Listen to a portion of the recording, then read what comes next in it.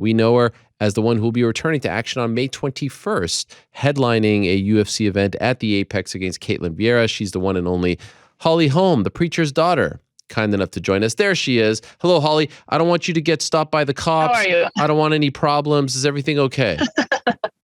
I'm parked. Okay, you're parked. All right, all right. Well, thank you for doing this. Are you holding your phone up there right now?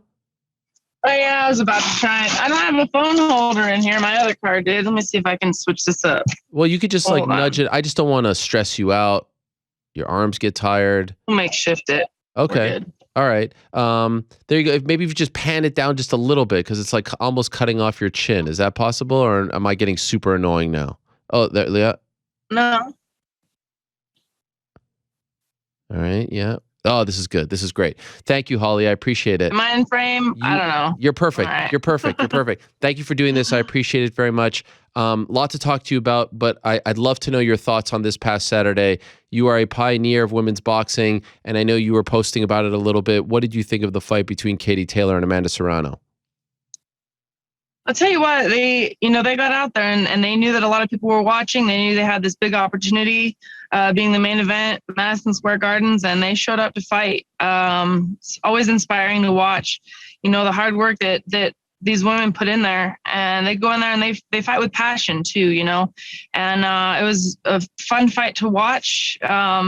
Definitely a close fight, which is good. You don't ever want it to be this like big awaited fight and then just one person getting schooled, and I figured it would be a split decision, if anything, I knew it was going to be just a really close battle, back and forth fight. They're both very good boxers. So, a little bit towards the end, they just started swinging, just slugging. And I guess that when you're in those later rounds, it's kind of just like, let's just go.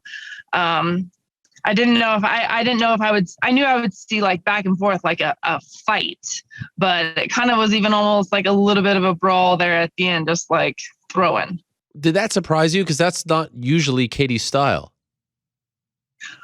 It did. I can't say it surprised me, because when you have a lot of emotion and you're through a 10-round fight and you're just in there and you're going, I'm not going to say I'm like shocked that it happened, but I do think I didn't expect, that much of it. It was basically like your turn, my turn, your turn, my turn, your turn, my turn. Who do you think won? I feel like it was how the judging went, a split. I know that Serrano, especially like in the later rounds, kind of pushing forward, but Taylor, I think, was, landing more, moving and landing. The last round, it's kind of hard to tell because they both just, it's kind of was going. I wouldn't have argued it either way. If they would have said it split decision Taylor, split decision to Serrano, I just feel like it was definitely a close fight, and a lot of times it depends on which eyes are watching it, who's pushing forward, who's landing shots, how many compared to how many are power, compared to, there's a lot of ways, to kind of look at a fight like that. There was a lot going on, so. If that was 12 3-minute rounds, do you think Amanda wins?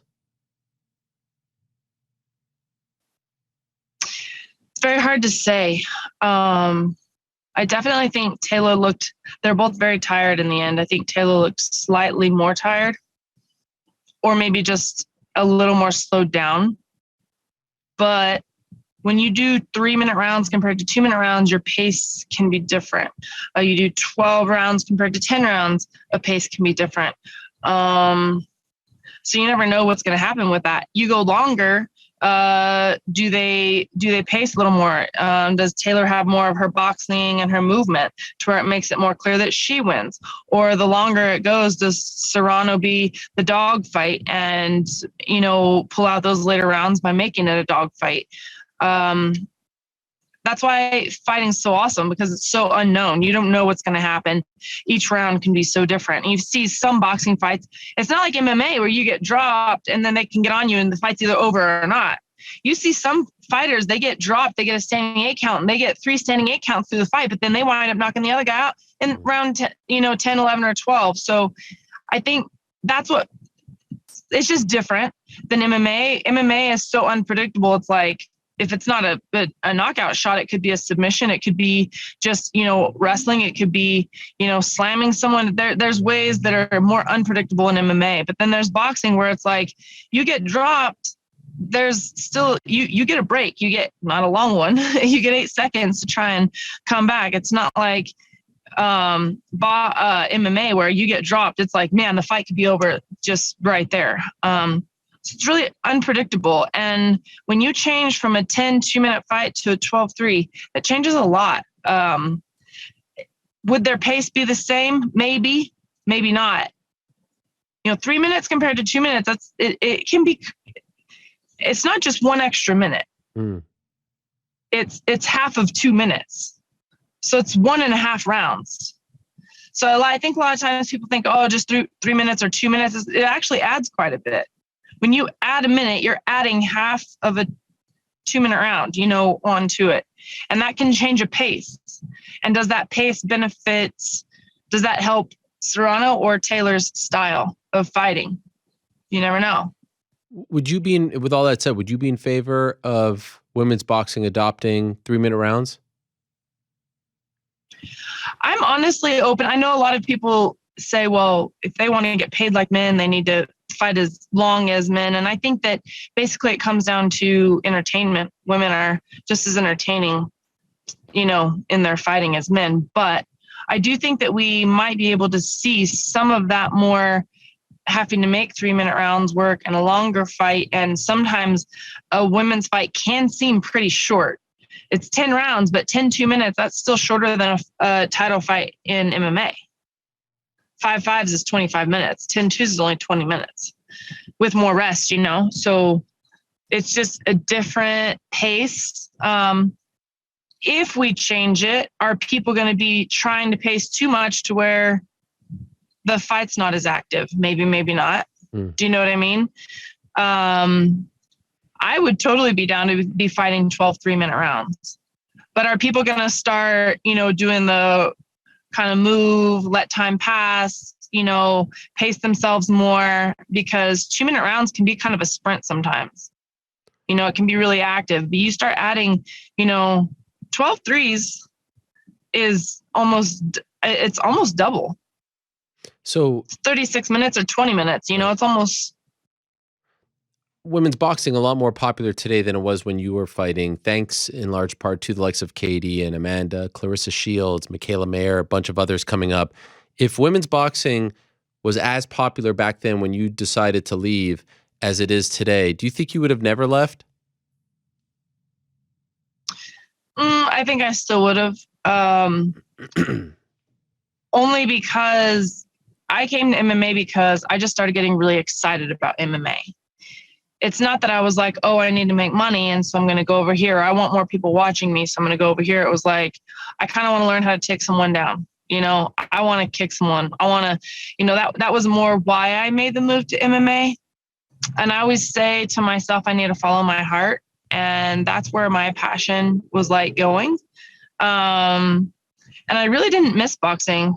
Sometimes now I do get intrigued, especially with this fight with Katie Taylor and Serrano. Is kind of, because we had talked, Taylor and myself, before I wanted to go into MMA. We had talked about a possible fight there. But I always want to do something that hasn't been done. I always get super intrigued by things. And so, I fought at 3 weight divisions, 40, 47, and 54. And I never got to fight at 35, but I've done most of my MMA career at 35, and that's what their fight is at. So it's like, it makes me like, I want to go back in and show what I can do at a whole different weight class that I never even fought at that weight class when I was in boxing. I think I'm bigger and stronger than a lot of the 135ers. And I still have conditioning, and I still got a lot of that ring experience behind me. I also think another thing with women's boxing now, they didn't even have women in the Olympics when I was first so I had never had the chance to even try to, because I was already a professional fighter by the time they even allowed female boxing in the Olympics. I think that's helped a lot of women have these dreams, like to be able to fight in the Olympics. And so they became, the more opportunities there are, the more women are going to be shooting for those goals. Their competition is going to be harder, so they have to be better. Their skill level has to be better. And so, yes, I can see how that, I think that's a huge reason why women's boxing is a little bit more in the public eye right now, because they started being able to have bigger opportunities. There still needs to be more, but I do think that is a big reason why. And so I kind of missed some of that. But I don't hate on the career that I had. I fought all the girls that were the best. And currently, I didn't fight them when they were already done. I always was fighting them when they were currently ranked high. And so I'm proud of that with my boxing career. And I'll never think, oh, I wish I could have done this or could have done that. Who knows what the future holds anyway. So interesting what you just said, but also interesting we had Eddie Hearn, who's Katie Taylor's promoter, in studio a couple hours ago. He mentioned you as well as a potential future opponent for her. So could I ask you bluntly, would you like to fight Katie Taylor in a boxing match at 135? It's hard for me to think past, I've got my own fight, MMA in front of me, and my eyes are still on the UFC gold. But I will say this. If I was to go back to boxing, that would be the fight I would want. And it does intrigue me a lot, to the point where I'm, before I was like, I'll never box again. And I'm not saying that. And there's a lot of people that have tried to transition back and forth, and nobody's really been able to do it successfully. And that drives me. I want to show people I was able to come to MMA from boxing, but I can also go back. And, it does get me excited. Man, you versus Katie in Ireland, here in America, that would be a massive deal. It would be. And who wouldn't want to just, if I didn't think about it, that'd be crazy, right? Right. So my goals are on my fight right now and with MMA and all that. But I always say there has to be short-term and long-term goals. So, and there has to be, dreams that you see right away, and then dreams that you see. You have to live for today, but you still have to dream for, what you want in the future, or else you'll never get anything done today, right? You have to be working towards something. So yeah, I like to live for today. I'm in my training camp right now for May 21st. But that doesn't mean that I don't think about wow, this would be a great, thing to kind of pursue. Could I ask, what gets you more excited? Getting that UFC title back again, or being the one who is able to go from boxing, win a UFC belt, and then go back and potentially beat, the undisputed 135 champion, in many people's eyes, the greatest of all time? What gets me excited is if I had one on each shoulder. Get the UFC title, then go back over there. Do it all. Could I ask, maybe you could tell me, maybe you can't, how many fights do you have left with the UFC? If I'm going to be completely honest, I don't really know. It's one or two. Oh, okay, but it's not like you've got 8 fights left and this is a crazy. Correct. Oh, wow. Correct. It's not a long, it's not a ton, but the thing is my passions are right now with that, and for me, I have to be all in with what I'm doing. And so I'm all in with the MMA right now. Okay. But we haven't seen you compete since October of 2020. One of your best performances, other than, of course, the Ronda fight. But this was a fantastic win. And I thought a fight that a lot of people in retrospect thought maybe that Aldana would make her name off of you. This was one of those classic fights where they were trying to build up the youngster.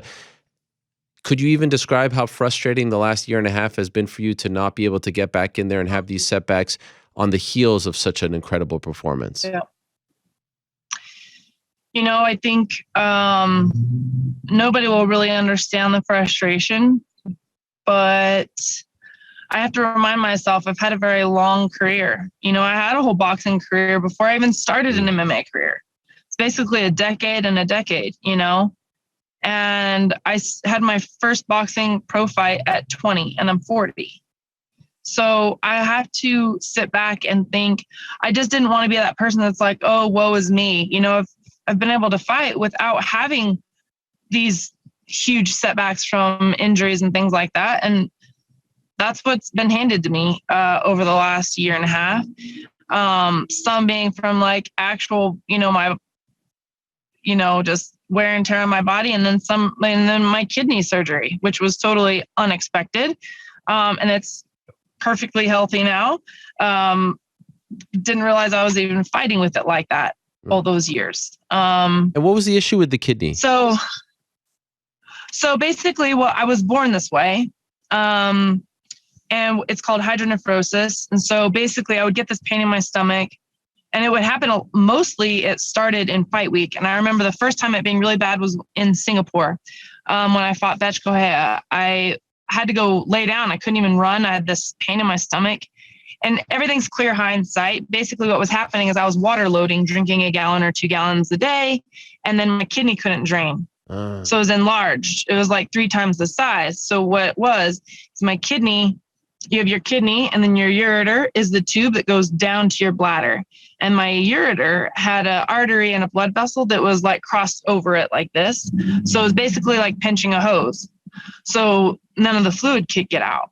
So my kidney was just like super enlarged and it started happening more frequently. And finally it just got to the point where it was like every month and then every 2 weeks. You know, it started like on fight week when I was water loading.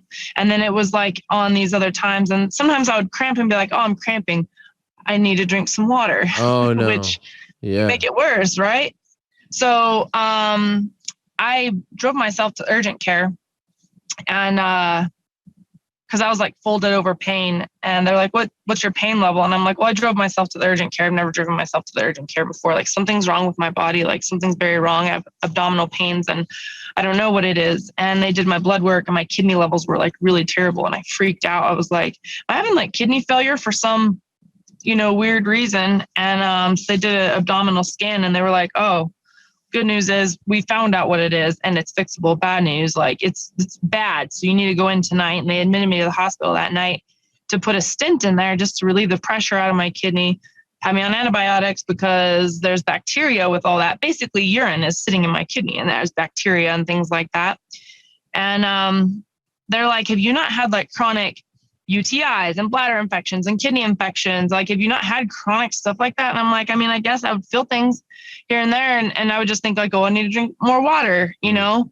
And a lot of people that have gone that long would actually have like damage to their kidney that would be, you know, lasting. And I was super fortunate that my kidney is perfectly healthy. So they put the stent in and then a week after that, I had to go for the actual reconstruction surgery. They went in, cut it, reattached it on the other side, and it's perfectly good. Man. So you're all good now.